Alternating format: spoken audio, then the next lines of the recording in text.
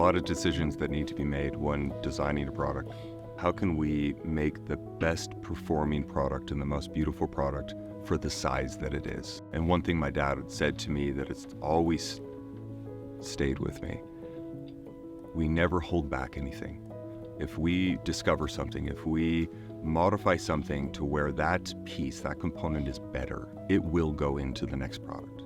The cynical approach, or maybe the business mindset, would say, hey, hold that off. Wait until your biggest product is launched and then launch it in that, and then trickle it down into the other products. That's just not how we do things. We put the best into our products that we have at the time. When I first started with Wilson Audio 31 years ago, we didn't have the same tools that we have now. I was surprised how few tools we had, but I was very impressed with the quality that was being put into the speakers that would never be seen. I remember we had a WOW subwoofer. A granite piece was being placed on top, and the attention to detail of the spacing of the adhesive being laid down before that granite top was put on permanently was very intentional.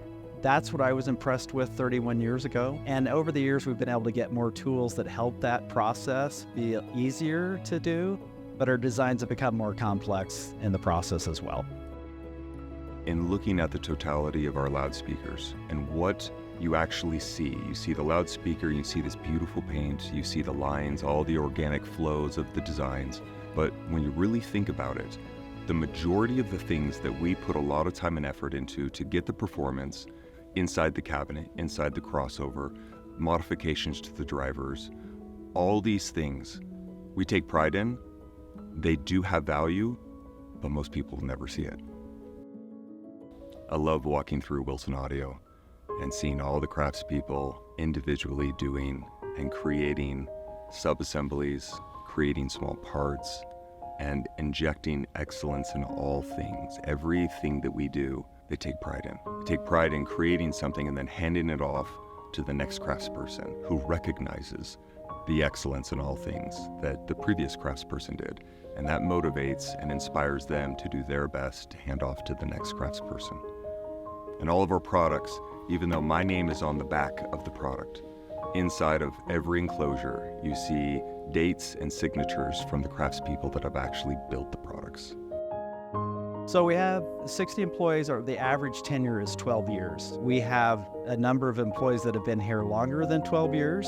And then we have newer employees that sometimes will go to one of the universities, work through the manufacturing process, and stay on with us afterwards. Within different departments, the training is unique to each department. Ideally, and what we typically do, is we train within one department for 4 to 10 years, depending on the person, the individual.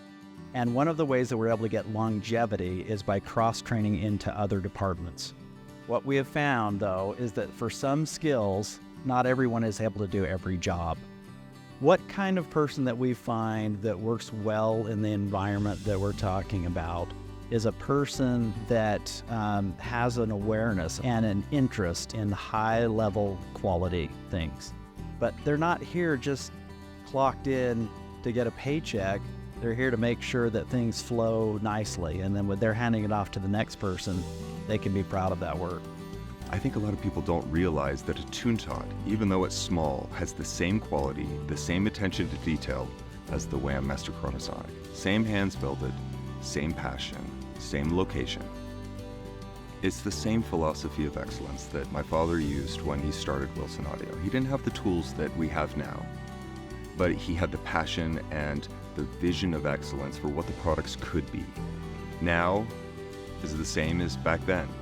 We just have a 46,000 square foot facility with a dual head, dual table CNC machine with Swiss-made and American-made capacitor winding machines, and a fantastic facility full of 60 very dedicated, passionate people handcrafting Wilson Audio products.